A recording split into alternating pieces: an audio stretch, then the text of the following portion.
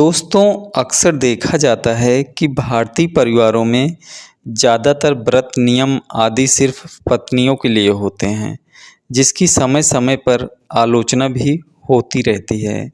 लेकिन सनातन परंपरा में कभी ऐसा नहीं रहा है। पति पत्नी दोनों के लिए कुछ कठिन नियम बनाए गए हैं। हालांकि आधुनिक युग में अब गृहस्थियों में काफ़ी तनाव व बिखराव हो रहा है, जिसका मूल कारण एक दूसरे के प्रति समर्पण न होना है।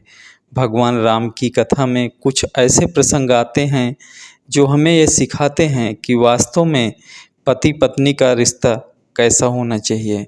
रामायण में सीता स्वयंवर के बाद जब राम सीता का विवाह हुआ, सीता राम के साथ अयोध्या आई, तब राम ने सबसे पहले सीता को उपहार में एक वचन दिया था कि उनके जीवन में सीता के अलावा कोई स्त्री नहीं आएगी। उस समय राजाओं में सिर्फ कई विवाह करने की परंपरा थी, लेकिन राम ने सीता के प्रति अपना समर्पण दिखाते हुए उन्हें यह वचन दिया था कि वह हमेशा एक पत्नी व्रत का पालन करेंगे। साथ ही ये भी भरोसा दिलाया था कि जिस स्थिति में सीता रहेंगी, खुद भी वैसे ही रहेंगे।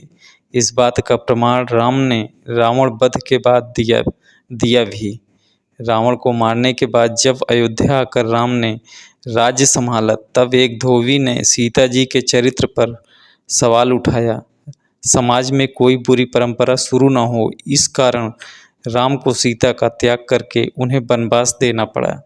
और जब सीता जी वनवास पर गई, तब राम ने अपने लिए कुछ कठिन नियम बना लिए। भगवान राम खुद राजा होने के बाद भी वह जमीन पर सोते और वैसा ही खाना खाते जैसा वनवास में रहने पर कोई भी इंसान खा सकता है। सारे उत्सव और विलासिता से उन्होंने खुद को दूर कर लिया। महल में रहकर भी उन्होंने सीता की तरह ही वनवासी जीवन बिताया। दोस्तों, यह प्रसंग हमें यह समझाता है कि पति पत्नी के बीच किस तरह का समर्पण होना चाहिए। सारे नियम सिर्फ महिलाओं पर ही न थोपे जाएं, पुरुषों को भी अपनी गृहस्थी और पत्नी के बीच अपनी जिम्मेदारियों को समझना और निभाना चाहिए।